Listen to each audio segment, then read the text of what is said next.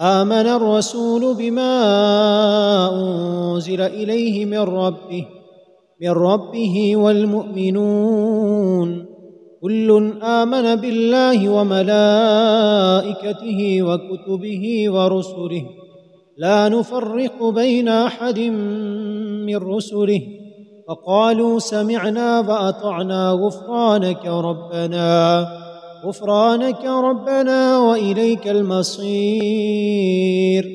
لا يكلف الله نفسا إلا وسعها لها ما كسبت وعليها ما اكتسبت ربنا لا تؤاخذنا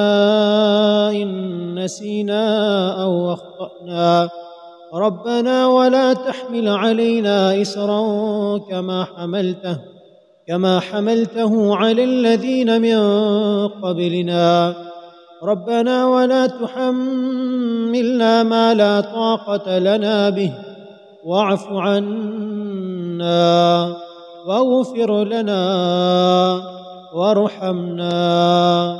أنت مولانا فانصرنا على القوم الكافرين